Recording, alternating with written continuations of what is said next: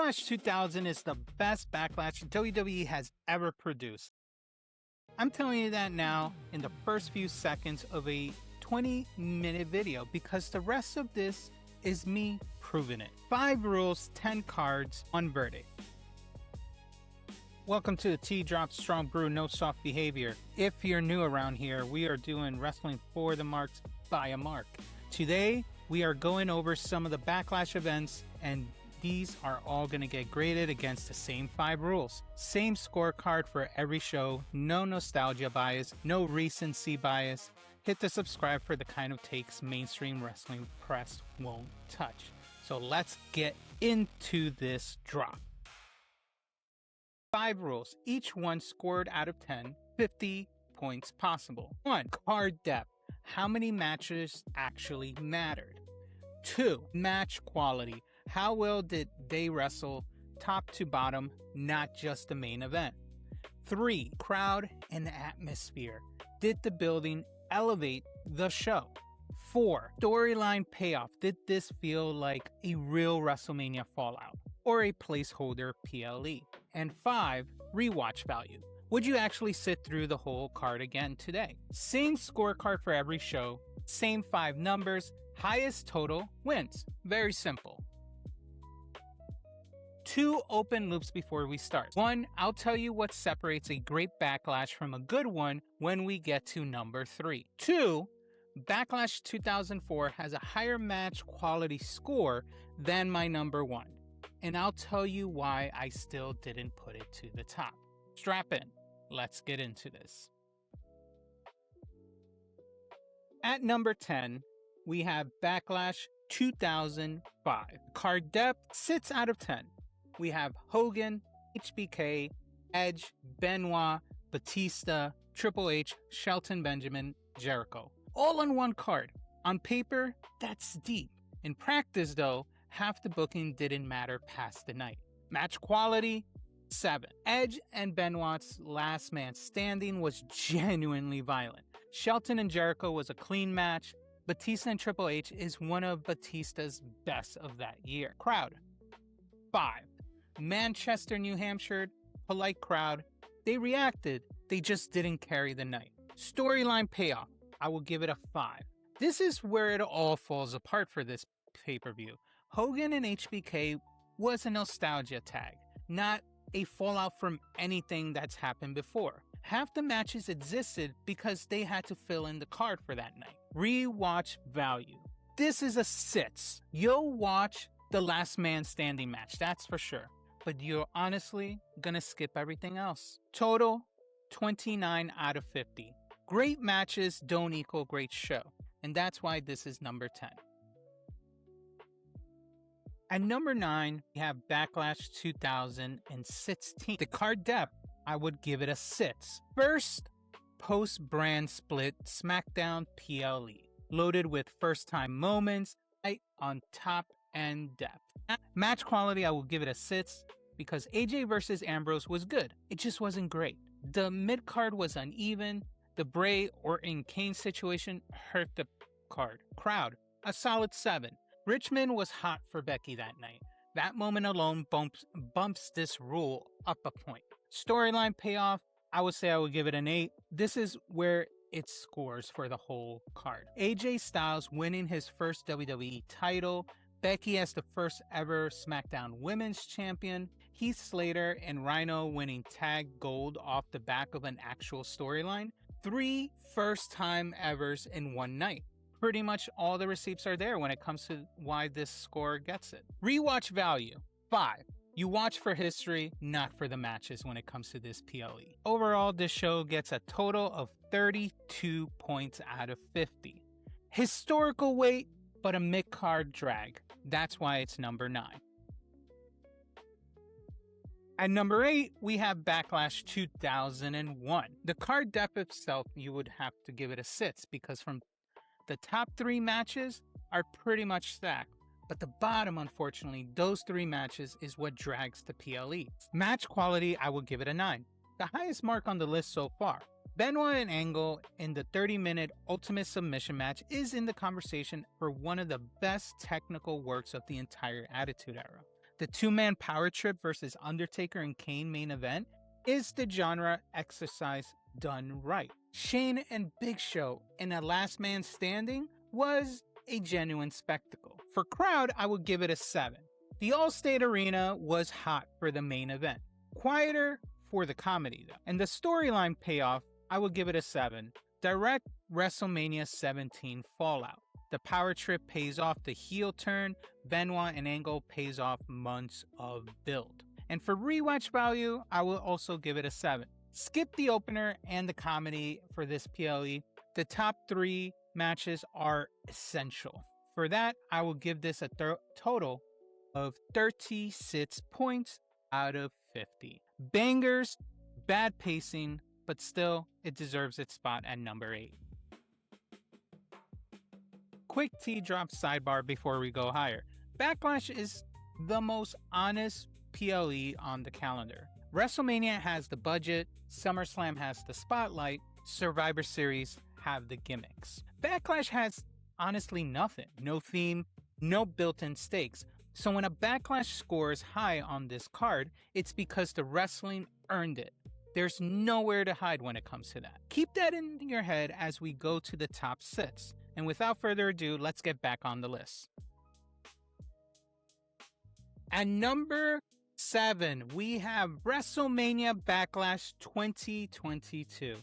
Card depth itself, I would give it a 7. You have 4 matches that mattered, 2 that didn't hit. Skip the Omos versus Lashley. Skip, honestly, Madcap Moss as well. For the match quality, give it an 8. Cody and Rollins round 2 is a must-watch. Edge and AJ Styles is also a must-watch. The Bloodline 6-man main event is also a must-watch. The drop-offs are real, but the highs are top-tier modern wrestling. The crowd itself, I would give it a 7. The Dunkin' Donuts Center in Providence was hot for Cody and hot for the Bloodline. Storyline payoff, I would give it a 7. It's a direct WrestleMania 38 fallout. Cody and Rollins continued their feud while the Bloodline expansion was teased. Ronda and Charlotte closed it off. Rewatch value, a solid 8. Queue up for 4 matches and skip the rest. That's a great rewatch package when it comes to Backlash. And that gives you a total of 37 points out of 50. Quietly over-delivered, but it still lands on a sweet spot at number 7. Number 6, we get to Backlash 2009. The card depth itself says it all with a score of 9. This is the highest depth score on the entire list. Every single match has stakes. Edge versus Cena, man standing for the world title. Matt versus Jeff Hardy in an I Quit match. Christian winning the ECW title. Jericho versus Ricky Steamboat. Yes, that's Steamboat. Legacy versus Triple H, Batista, and Shane in the main event. The match quality, I'll give it an 8. Hardy versus Hardy is brutal. Jericho and Steamboat is a gorgeous match. Edge and Cena delivered. For crowd, I will give it a 6. Providence again, fine, just not legendary. Now storyline payoff, I will give it an 8. The title change in the main event was great. ECW title change, the Hardys personal feud closed finally. Real fallout from this PLE. And when it comes to the rewatch value, we can give it a 7. 3 or 4 genuine rewatches on one card, you can say is pretty decent. This gives you a total of 38 points. The most underrated Backlash on this list. The receipts are all there, and that's why this PLE sits at number 6. Number 5, we have Backlash France 2024 in Lyon, France. The card depth itself, you can give it a 7. We have 5 matches, no filler, but also no depth. There's no underneath to this. Match quality, you can give it an 8 because the Cody versus AJ Styles main event with big fight feel says it all. Solo and Tamatanga versus Orton and Owens street fight did deliver, and the Priest versus Jay was a clean match. Now, when it comes to the crowd, perfect 10. The maximum score because Leon, dang, Leon didn't sit down for a single freaking match as far as I can see. Leon turned every entrance in that PLE into a soccer chant. WWE's own description called the building raucous. There has never been a louder Backlash crowd until we get to the higher portions. But when it comes to the storyline payoff in this event, we can give it a 6. It had a decent fallout from WrestleMania 40, but no major title change. No era-defining moments. But when it comes down to the rewatch value, I can give it an 8. The crowd makes every match feel bigger on the rewatch. That's the multiplier when it comes to a rewatch value. Giving this PLE a solid 39 out of 50. It was a great PLE. The crowd carried it. Two things can be true at the same time, and that's why this one sits at number 5. Now, another sidebar. WWE figures something out around 2023. Backlash works better outside America. Puerto Rico. Leon. Crowds louder, moments bigger. Matches feel like festivals. A B show in Tampa is a B show. A B show in San Juan is a moment. Hold that thought because it's about to matter at number 3. Number 4, Backlash 2007. When it comes to the card depth, we can give it an 8. The Hardys defending the tag titles. Melina versus Mickey. Benoit versus MVP. Vince McMahon. Yes, Vince McMahon winning the ECW title in a Lashley handicap match. Where in the hell does that even make sense? But that's where it is, and that's how it's filed in the records. And then we have a fatal 4-way main event for the WWE title. Decent, and that's all I can say. Match quality, though, we have a perfect 8 out of 10 because Benoit and MVP is the work rate match in this event. The fatal 4-way is exactly what WWE itself called it, a chaotic brawl. 4 of the best in the company at that time, duking it out. When it comes to the crowd, a 7. Atlanta was warm, but not as crazy as we hoped. But when it comes to the storyline payoff, we can give this PLE an 8. Vince winning the ECW is a character-defining nonsense when it comes to this, but it was a fallout from WrestleMania. The Fatal 4-Way set up the next 4 months of programming for those wrestlers and gave them momentum going towards the next few weeks. The rewatch value when it comes to this PLE, I can give it an 8. Cue up the Fatal 4-Way and the Benoit match, you're set when it comes to this PLE, giving you a total of 39 out of 50. Stacked, occasionally silly, but mostly delivered. Strap in. Number 3, Backlash 2023, Puerto Rico. And remember the open loop? What separates great from good? This is it. And I will tell you why. Card depth. 8. Bianca versus Io Sky. Rhea versus Selena Vega. Bad Bunny and Damian Priest in a street fight. The Bloodline 6-man. Cody versus Brock Lesnar. 5 major matches. All I have to say. When it comes to the match quality, you can also give it an 8 because Bianca and Io was an excellent match. Bad Bunny and Priest exceeded everyone's expectation when it came to this match. I don't think anyone expected it to go as crazy as it did. And Cody and Brock delivered that night. Now, when it comes to the crowd, 10 and maximum. Same as France. But here's the difference. Saint Juan didn't just react. Saint Juan participated from first bell to the last. Zelina's hometown entrance felt like a championship win for herself. Bad Bunny was a coronation, not a celebrity match. And the storyline payoff, another 8. Cody versus Brock continued the post-Mania story. The Bad Bunny moment crossed into mainstream sports media all throughout the country. And when it comes to this whole PLE, the rewatch value, you can give it a nice 9. You'll rewatch this for the atmosphere alone, not just the matches. That is rare when it comes to a PLE. Giving this PLE a total of 40/50. This is what separates great from good. The card writes the script. The room writes the memory for everyone. Backlash 2023 had both, and that's why it sits at number 3.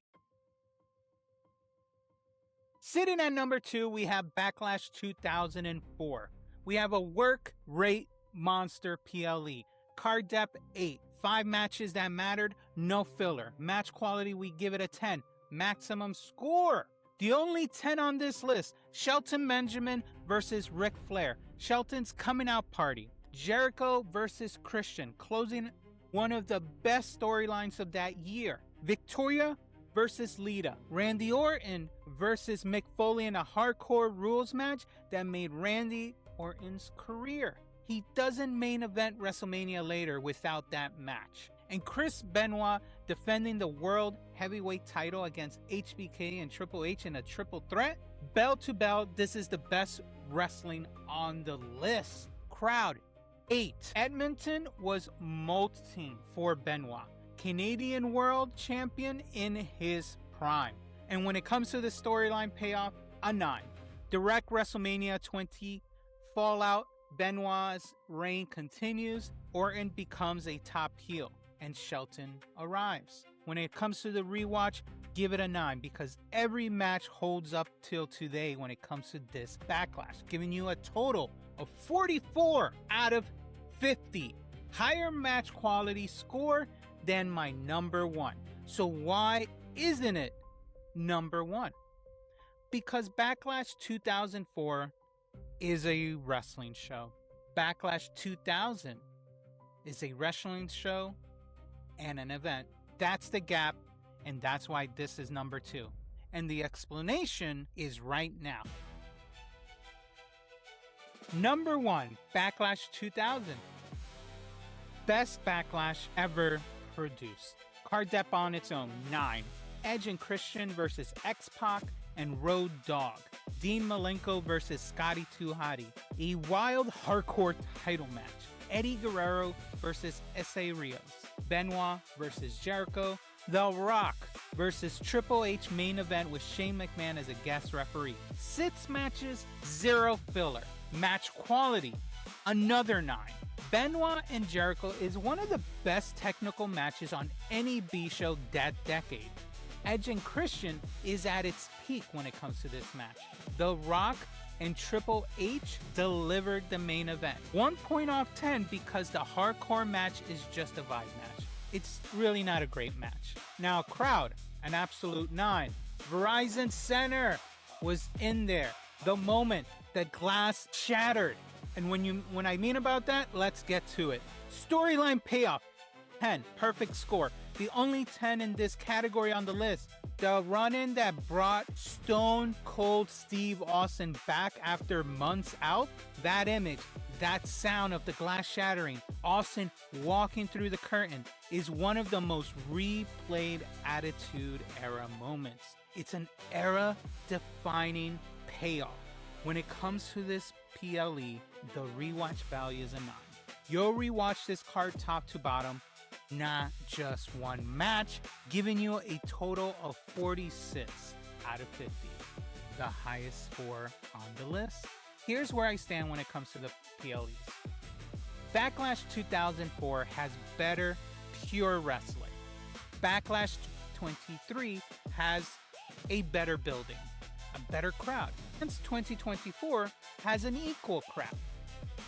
Backlash 2009 has equal depth, but Backlash 2000 is the only one that scores 8 or higher on every single rule. It doesn't feel like a B show. It feels like a full Attitude Era supercard. And that's the difference. That is the receipt of when it comes to all these backlashes. End of a list, number 1. Now, some honorable mentions before we close. Backlash 2003. Goldberg versus The Rock missed the cut by 1 slot. Backlash 28.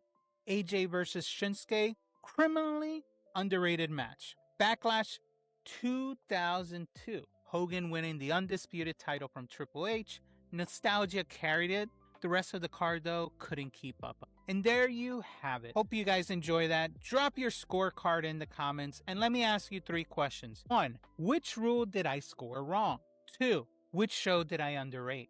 And 3, what's your number 1? Thanks for watching. And as always, if the T hit right, hit the like button and subscribe. And I will see you the next time. I hope you enjoy this year's Backlash.